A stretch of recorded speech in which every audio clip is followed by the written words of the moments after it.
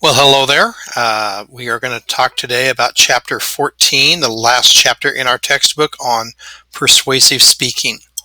So while you will not be doing a persuasive speech, we still want to talk about it. You're going to be working on your informative speech, and quite a bit of the material carries over in that the basics of how you do a speech are still valid in a persuasive speech, but there are some certain elements that make a persuasive speech more challenging, more interesting, more at stake in a persuasive speech than simply an informative speech.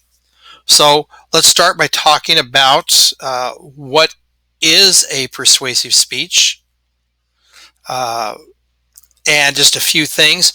Number one, a persuasive speech is motivating somebody to think or act differently, and in one of three aspects. First of all, start doing something that they're currently not doing. So we're going to persuade them to start doing something.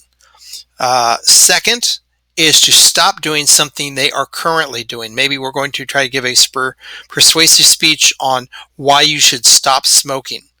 Now, for those who aren't smoking, they're going to be cheering from the sidelines. But for those who are currently smoking, we're going to try to get them to terminate that behavior.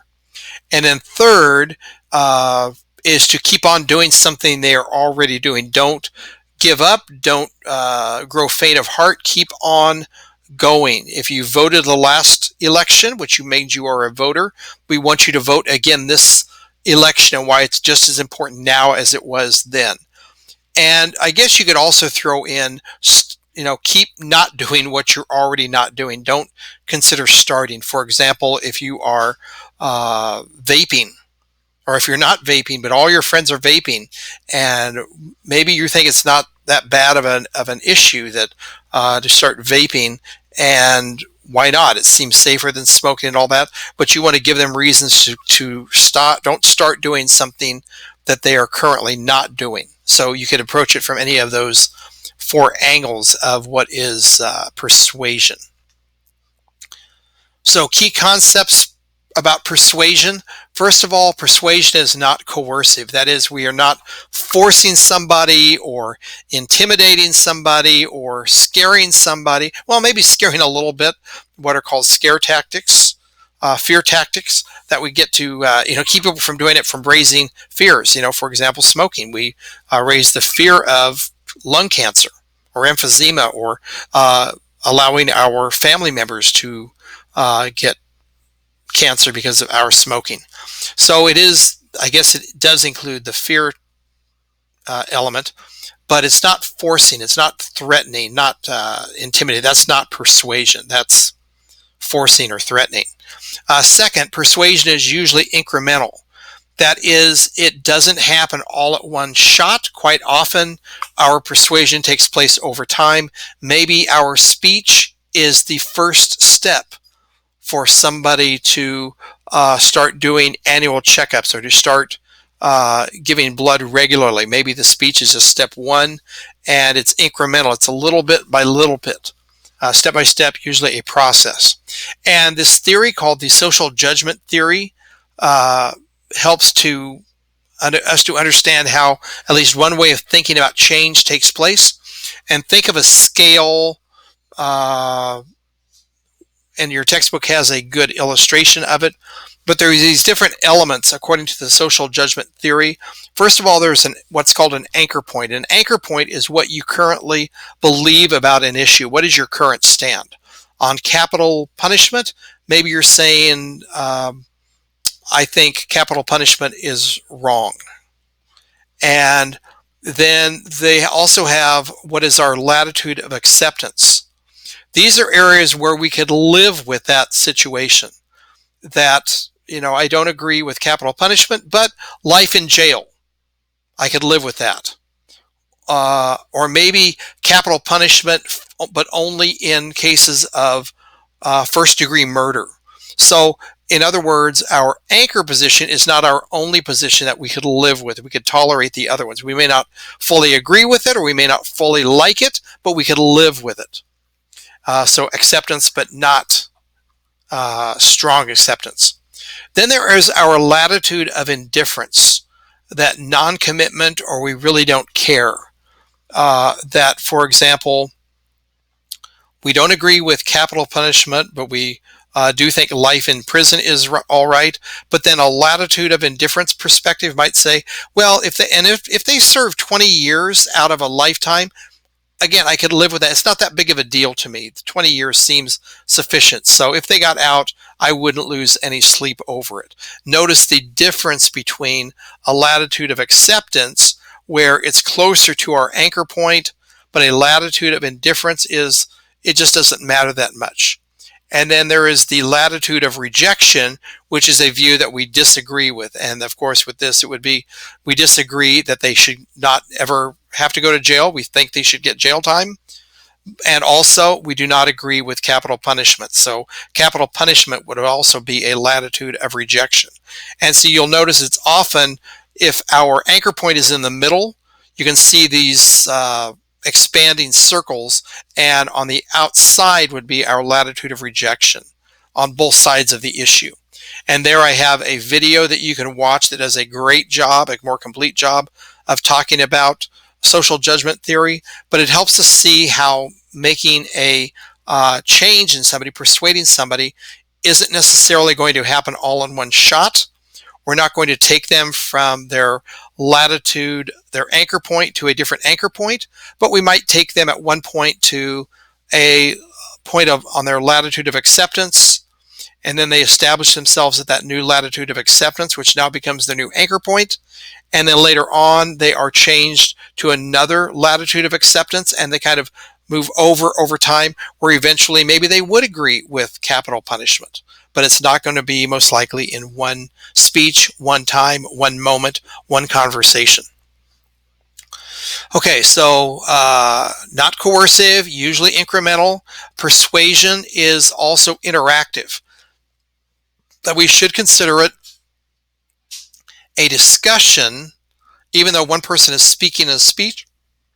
Persuasion is back and forth. It is where, while you are being, the persuader is seeking to persuade you, you can also very well persuade the persuader. That maybe you have counter arguments or counterpoints of view that the speaker, the persuader, whether it's in a public presentation or in a conversation, they may impact you, and you may be more open to new ideas and new perspectives and new thoughts that they bring to you.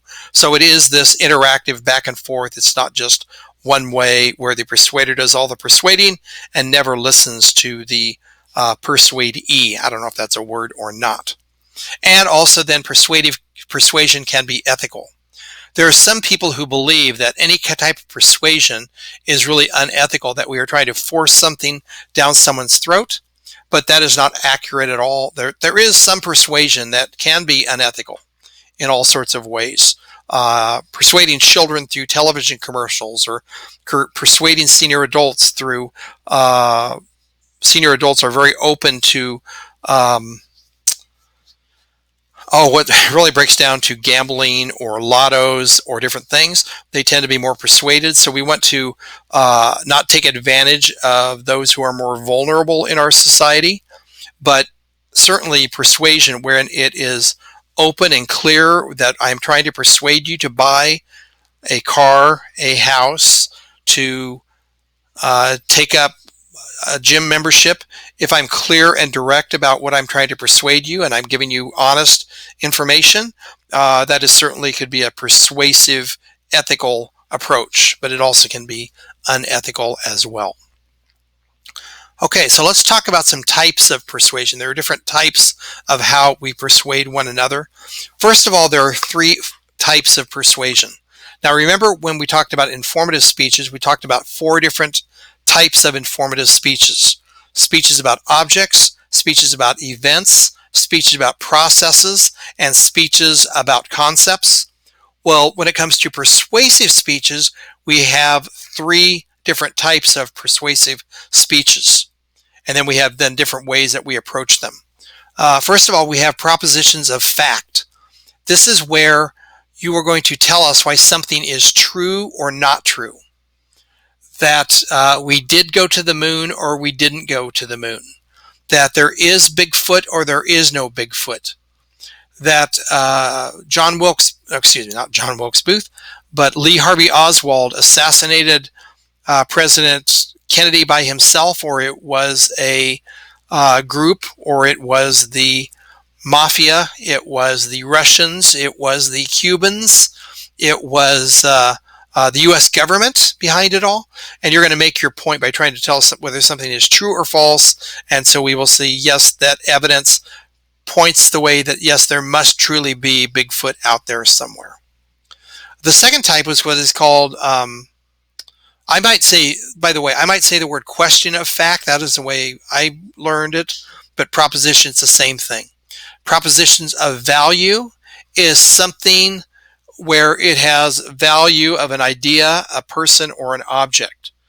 And it might be a speech like Gone with the Wind is the best movie of all time, or Star Wars is the best movie of all time, best movie series of all time. So something you're telling us that there is a difference in value of something.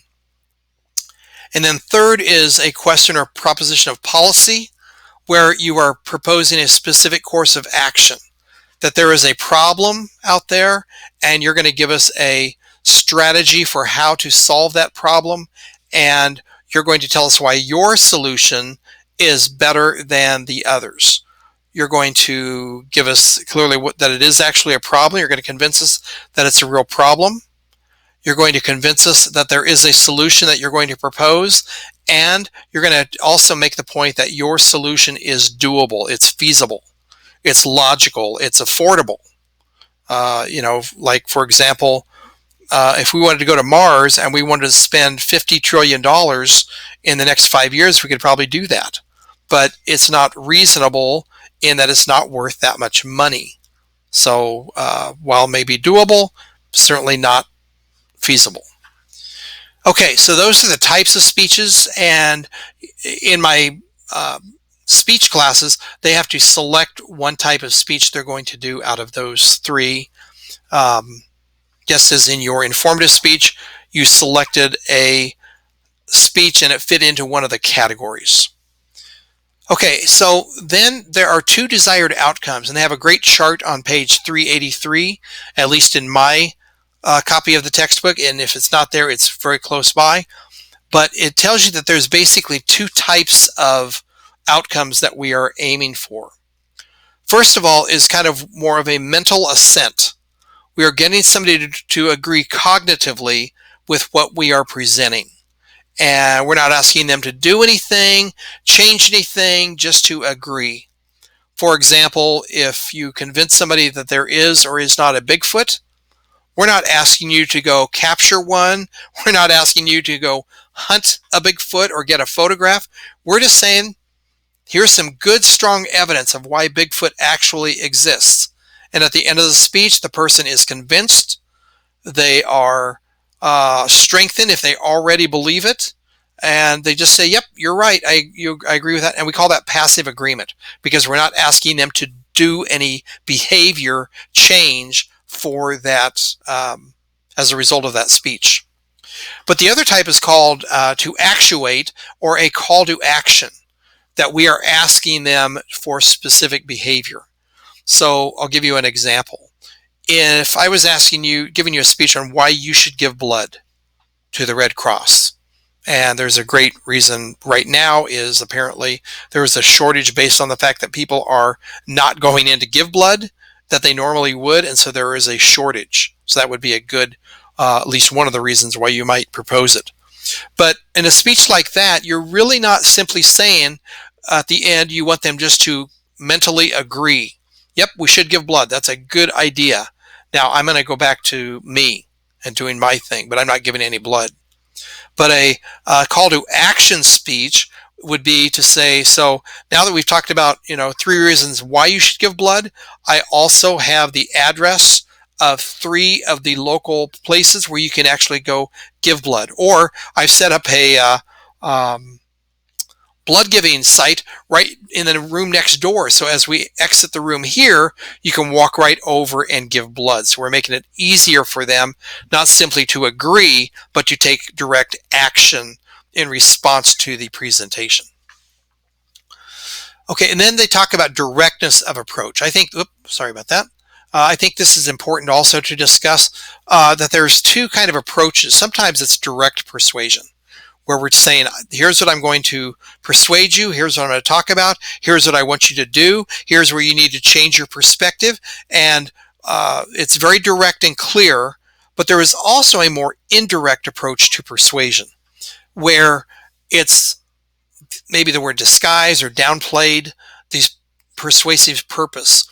And this could actually creep over into the unethical approach that we are persuading people, but we're not as clear or directed that we are persuading them. Now, maybe that could be a strategic, intentional approach that's just a casual, nuanced attempt at persuasion, not overbearing, not too strong, and we're just trying to persuade them at that casual level of indirect presentation. And sometimes when I'm grading persuasive speeches, the speeches are actually more like informative speeches than they feel like persuasive speeches.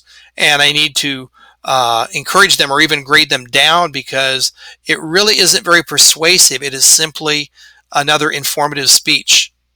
And they might have one comment near the end of the speech where they try to make it persuasive, but it's just not enough. So in my speech class, if you ever want to take another speech class, I'd love to have you, but we want more direct persuasion rather than indirect, but both can have their proper place in that.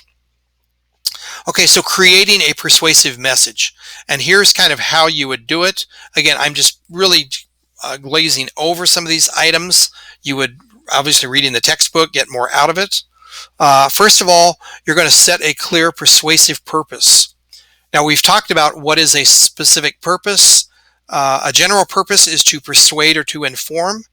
A specific purpose would be to persuade my audience to give blood on a regular basis. So we see how clear that is of what we're trying to accomplish. I'm trying to get them to actually do something in my speech. Describe the problem. Well, I may take time. One of the styles of approach or organizing in a persuasive speech is what is called problem solution, where it's two main points. The first part is you describe the problem. There's not enough blood being donated right now, and you, in fact, another twist on it is to give the causes. There's not enough blood being given right now. Number one, because of the coronavirus scare, that people are afraid to go to their doctor. And number two might be people are afraid of getting infected with the coronavirus from the medical equipment being used. And the third might be people are afraid to even go out of their house. So those might be three causes to the problem. Those three are causing the shortage of blood. And then second, you're going to describe the solution. Well, here is my solution. And then in your solution portion, you might go back and give three strategies for how to avoid the first three. Maybe assure them that their doctor is being checked regularly. Maybe assure them that the equipment being used is sterile and there is no way they can get infected from the equipment. And third, that while we should take precautions like wearing masks and being out as little as possible, the doctors have created a format for drawing blood that calls for minimal contact and safety all the way around. So you give them your strategy of what will keep them safe. Right now I have to go get my blood drawn as a type 1 diabetic. I'm way overdue for a blood draw, and they said they now have it as a drive-up service. So you just pull up, I guess you stick your arm out of the car, and they draw your blood right then and there. You don't even have to go inside with the other patients. So I've got to go do that. So I need a persuasive speech on why I should get my blood drawn more regularly. And then describe the desired audience response. Here's what you want them to do. You want them to set a goal for themselves to give their blood every 6 months. Okay, another one of the elements that you're going to include in your persuasion is evidence. In other words, you want to back up your points. For example, the 3 points I gave, you want to give testimony of other people who've gone to their doctors and their doctors practice these items, and you have testimony that says that there's no way you can get infected from your doctor. And you want to give statistics of the number of people who have gone to their doctors, and only 0.001% have been infected, and those are reasonable odds. And you give examples of maybe your neighbor who went and was safe and sound. So those are different methods that you can to support your evidence. Again, the textbook talks more about that. And then here's something not to have in your speech, but something to avoid in your speech, which is fallacies. And we're going to talk about fallacies here. Fallacies are faulty logic in disguise of being genuine sound logic that we try to convince people with. And I'm going to give you 4 examples. The textbook has a lot more, and sometimes we end up using these. If you listen to your conversations, maybe you are guilty of using these just in your conversations with your spouse or a family member. So just do these. First of all is attacking the person and not the situation. This often happens in politics, where they will say Donald Trump is this or that, or Joe Biden is this or that, and they focus on the person, not on the issues. And so it's always better to focus on the issues, not the person. Now, the person's character may be in question, there's no doubt, but you want to primarily focus on the issue, not on attacking the person. Second is what's called the reduction to the absurd. That is where you take an argument and take it out to its extremes, and it will sound ridiculous. Reductio ad absurdum. Bandwagon. That is, well, everybody's doing it, so should you. Everybody's vaping. Everybody's using marijuana socially, which I disagree with both of them, just so you know. So since everybody's doing it, then you should too. Well, you can see the faulty logic in that. Just because everybody is doing it doesn't mean it's safe, wise, effective, healthy. All sorts of issues. Just because everybody's doing it doesn't mean it's right or good or moral or valuable. And then either or. This is talking in the extremes, black or white. Well, it's either all or nothing. And you might have heard this before. In any argument, all is never all. And nothing is never nothing. It's usually maybe most, maybe almost all, maybe some, but it's never all or nothing, everybody or nobody. So don't talk in extremes. Okay, another key factor is the issue of credibility. Now, credibility is important in your informative speech, and one of the things that you will likely leave out of your speech, prove me wrong, is to, in your introduction, we talk about, first of all, you're going to establish getting everybody on board by giving them a good, powerful, in-your-face, get your attention introduction, something that grabs them. I remember when I walked into the bank and there was a bank robbery going on. Everybody wants to pay attention to that. Then you're going to move on to say, today I am talking about safety in banks. So now that you've grabbed their attention, now you've clarified what your purpose is, what your point is. And then the next thing, the third key element, is you want to say something about, in order to prepare for this speech, I have done plenty of, and here's the big word, research. I've done plenty of research to prepare. I'm knowledgeable. I know my facts. I've done my homework. I've checked things out. I've done interviews. I've read books. I've read articles. I've watched videos. I know about this topic. You can count on me to be effective. And so we want to take time, and then the last thing you do in the presentation is do a preview of your speech. So today I'm going to talk about 3 safety factors in the bank. Number one is an alarm system. I'm just making this up. Number two is a security guard. And number three is all the bank tellers have guns behind the counter. I'm just kidding. I have no idea about that. But anyway, you get the idea. This is why you should feel safe in a bank. But anyway, you've told your audience that you are believable. Now, let's talk this a little bit more. There's three elements you want to establish, three components of establishing your credibility with your audience. First of all is competence, expertise, personal experience, that you're well prepared. This is what I was just talking about. There's an organization about your presentation. You have a PowerPoint, excuse me, so they can see your competence. Second is your character. That your persona that you present, there's a sense of honesty, of impartiality, of peace of mind that you show to them so they know that you can be trusted. And then third element is charisma. There's some energy, enthusiasm, dynamism that usually they say this is kind of an undefinable quality, but people know it when they see it, that there's an issue of likability, that they like you. Now, if I can, hopefully it's not boasting, but I think I'm a very likable person. I think that's one of my strengths, is that I'm likable, even though I may not always speak clearly, at least they like me. I think that's reasonably true. But anyway, and maybe I do have some charisma. I'd like to think so, but I don't know. But those three elements make your audience want to listen to you and pay attention and follow you all the way through. So what can you do to express those three items? Now, notice none of them say you need to get up and act crazy and be spontaneous and all that. It's just saying, do you show them that you're prepared? Does your character show honesty, impartiality, and an openness?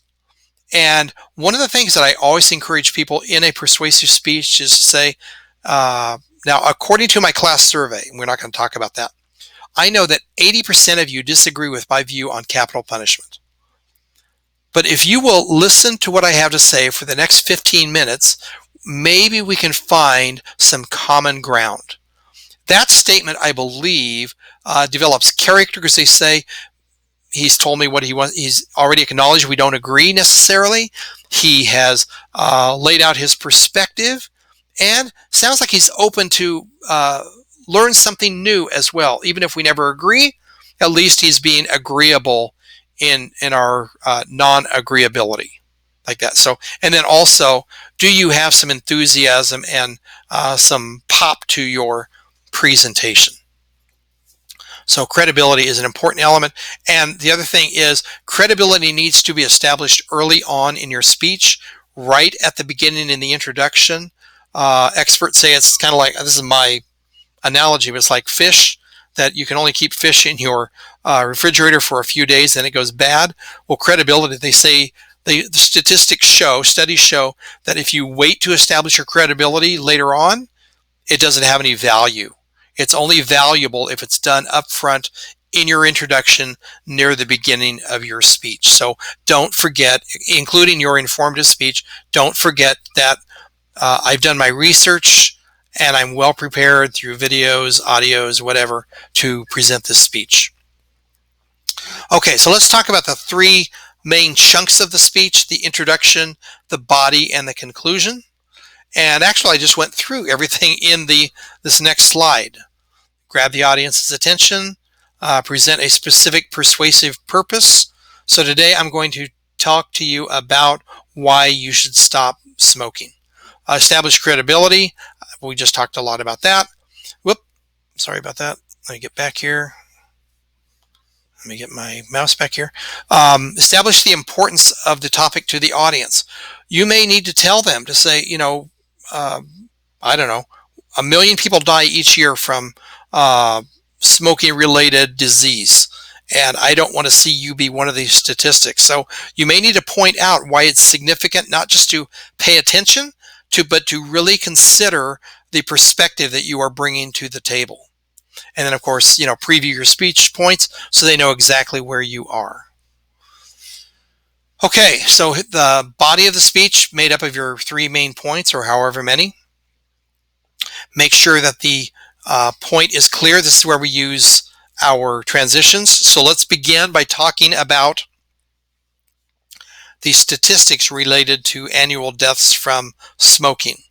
So now they know exactly what it is. You support your point with clear and interesting information.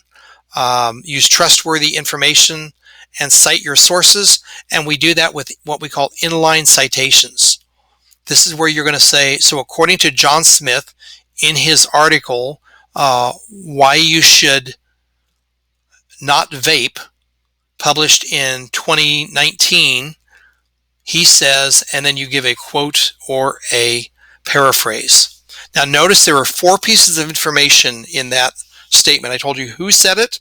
I told you where they said it, the name of the article.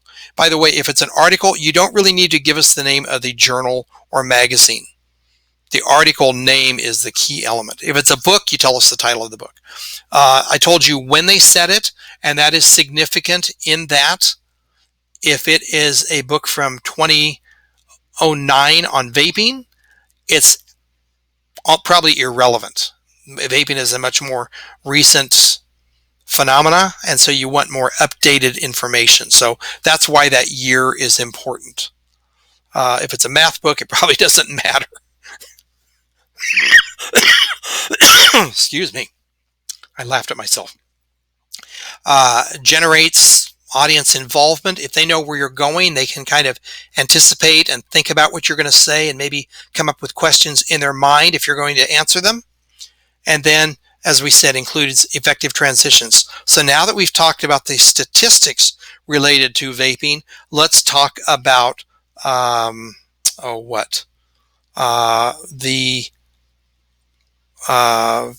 Surgeon General and the medical experts and what they say about vaping. Okay, so anyway, keeps them on track. Okay, visual aids. And this goes for your informative speech too.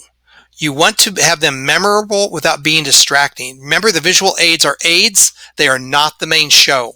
So they should complement and go with your speech. Your speech should be able to go on without them, but it is supplemented and enhanced by their presence.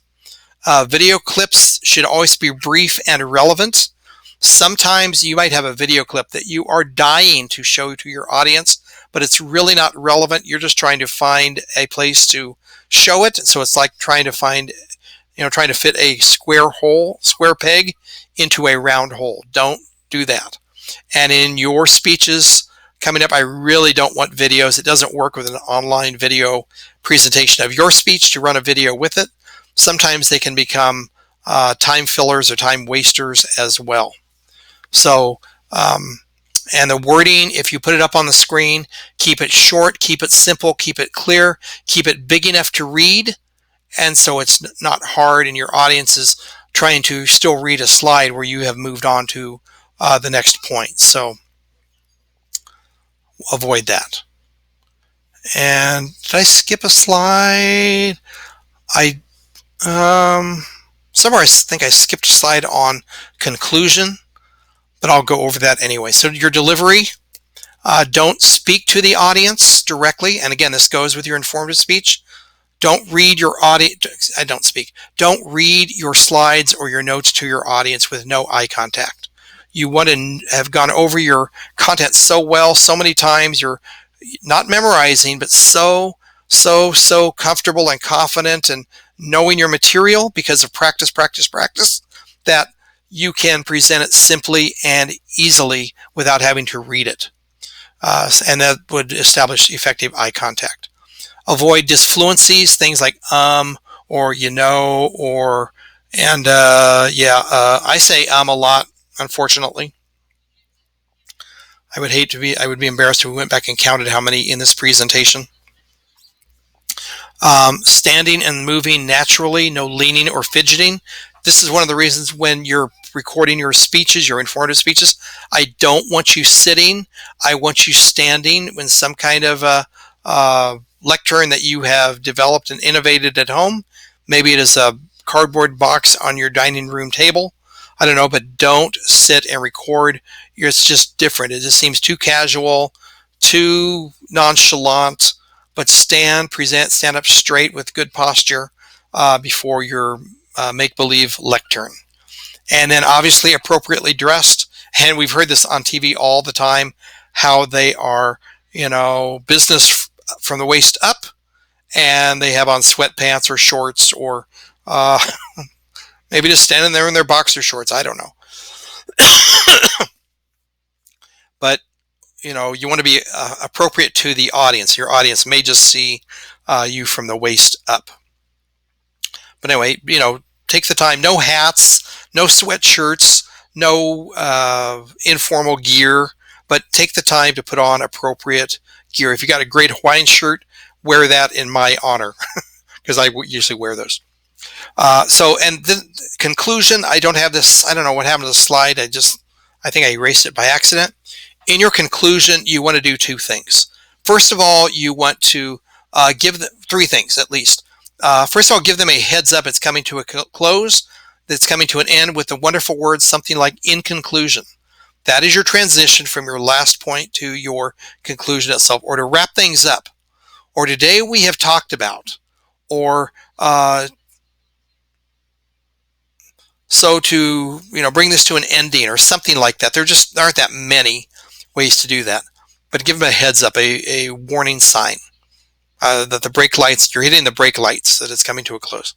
Second is you're going to sum up your speech by reviewing your main points. Remember, in the preview we gave them the main points. Today I'm going to talk to you about this, that, and the other. And in your conclusion, so in conclusion, today we have talked about this, that, and the other. And then give us something memorable, a quote, a story, an example, something that sticks with them in their mind after your speech is over. Okay, so anyway, that's kind of a combination of chapter 14 on persuasion, but also I reviewed some of the elements that I want you to have in your informative speech when you record that coming up. Okay, I think that's about it for now. Thank you.